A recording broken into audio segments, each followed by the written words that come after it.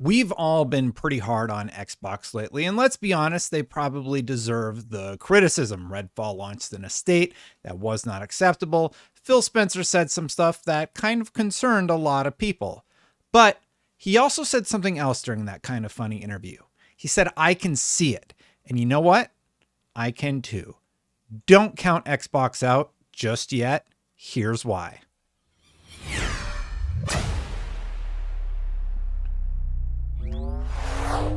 When you really start thinking about where Xbox is in the market, they downplay it. They're like, we're third place. We don't have a lot coming. But when you start looking at the actual roadmap, it is pretty interesting to see the potential of what could come. Now, yes, they still need to nail these launches that are coming down the pipeline, but there's a lot of potential about what could happen here. Game Pass has already made everybody rethink their strategy, right? PlayStation revamped their entire online system because Game Pass, while they say internally isn't a concern, clearly has rattled their cages a little bit. Backwards compatibility has been amazing. Xbox has largely finished that initiative, but going back and playing games like Fallout 3 with 4K textures and all the enhancements, it's pretty awesome for a console gamer. Their studio showing has been lax, but they do have a chance to fix that. And there's one game that has all eyes on it right now. Obviously, Starfield. Now, if Starfield kicks off a whole new era for Xbox, they could still turn it around. But Starfield really has to stick the landing. They need one mega hit this year, and it's Bethesda. Bethesda made the aforementioned Fallout 3. They have made also Fallout 76, though, which did not launch in a state that was enjoyed by many, myself included, but went on to have a huge library of players. So hypothetically, let's guess that Starfield ends up being a hit. That could set them on a new trajectory. I have some notes here that I'm looking at, obviously, but I'll just be transparent. So in 2021, let's think back to 2021. It was a pretty good year for everybody. PlayStation had Returnal at the beginning of the year, which I really, really liked, but they had to delay Horizon near the end of the year, right? They had other things like the director's cut versions of Ghost of Tsushima, I believe, came out that year. They had the director's cut of Death Stranding, or maybe that was 2022. Regardless, PlayStation always has something that PlayStation fans can look forward to, be that like touch-ups to old games or improvements to their old games, where if you haven't played it, you have a reason to sign on. I played through the entirety of Death Stranding on the director's cut, actually, and I quite enjoyed it. And Xbox had the Halo campaign, which is highly regarded, and they also had Forza Horizon 5. It felt like they were about to kick it off in a big way, and then 2022 hit, and it just wasn't it. Now, I know what the Xbox fans are going to say. They're going to say, well, in 2022, we had Pentiment, and in 2023, we had Hi-Fi Rush.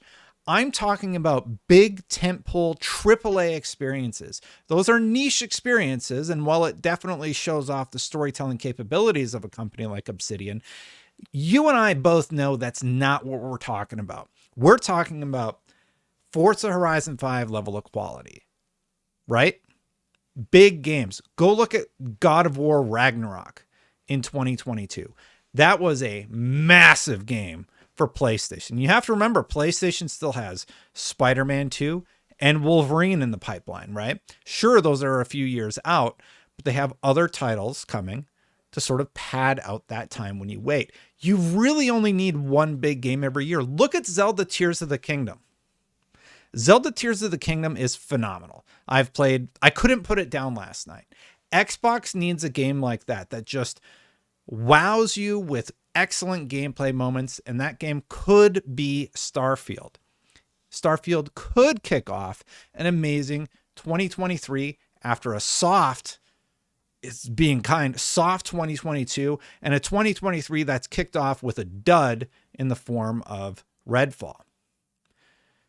So, what else do we have to look forward to? We have Starfield coming right around the corner, and all signs are pointing to, hey, that could be a phenomenal experience. I mean, it's Bethesda, it's Todd Howard, it's a new initiative for them. It's a space adventure. It has wide market appeal.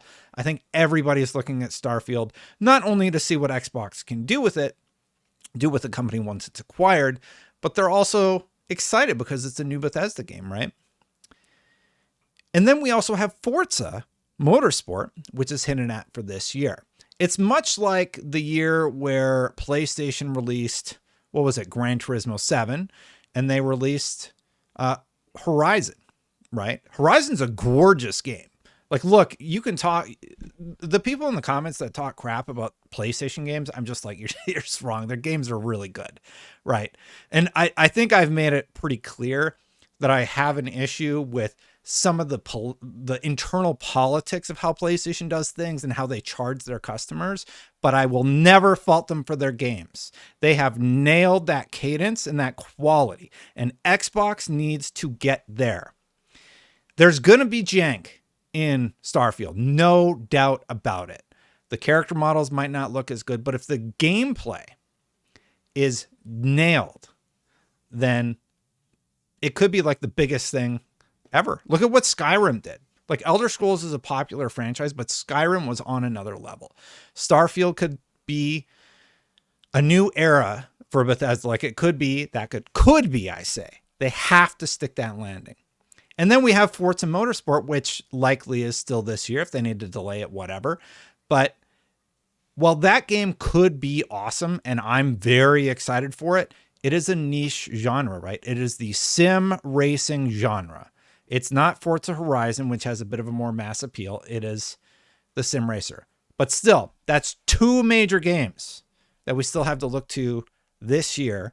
And there's not E3 still happening this year. So who knows what they're going to announce for 2024, or even surprise us like they did with a High Five Rush or some sprinkled games throughout the release window. So I actually wrote down some of the games that we've known about for a long time and what they could do. So we know about Starfield. We know about Forza Motorsport. Those could be the two big hits for the rest of 2023, right? 2024 could kick off with Hellblade 2. Hellblade 2 is by far the game furthest in development out of everything on the list.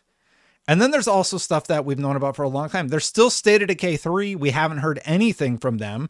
That was supposed to be 2021. So that's 4 years of development time for that property. We know there's an Indiana Jones game out there, which I don't know if they ever announced that's cross-platform. They haven't clarified, but could be cross-platform, still Xbox owned. There's Contraband. There's the Perfect Dark game that has been being developed in the background since it was announced. There's Fable, right? There's Stalker 2.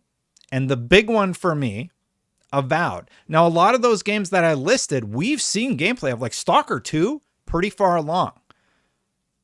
What else? Hellblade 2, pretty far along. So those two could be 2024. And honestly, that would be a pretty good 2024 for Xbox, if not another one of these games thrown in. We also know about some games that are in development. That's just what we know is being made, right? There are other games. IO Interactive's Project Dragon, aka the fantasy game that they released concept art, has been teased. That could be revealed at E3. Compulsion has been very quiet. They have the rumored Project Midnight, reported on by Windows Central's own Jez Corden, that we know is coming down the line. There's Oxide Games' Project Indus, also Windows Central. There's the In Exile Cobalt FPS. They are developing some sort of FPS RPG over at In Exile. We've actually seen Ninja Theory's Project Mara, that's from the Hellblade team, and it says Project Mara will be a real-world and grounded representation of mental terror based on real-lived experience, accounts, and in-depth research with the aim of recreating the horrors of the mind as accurately and realistically as possible. That sounds terrifying. And then there's also other IPs that they own. There's Gears 6. There's whatever the Coalition is working on. There's Doom. There's Wolfenstein. There's Elder Scrolls 6. There's the Fallout franchise in its entirety. Could Xbox pull it off? And I didn't even talk about games like Lies of P that will be part of Game Pass. That will drive more interest in the Xbox brand.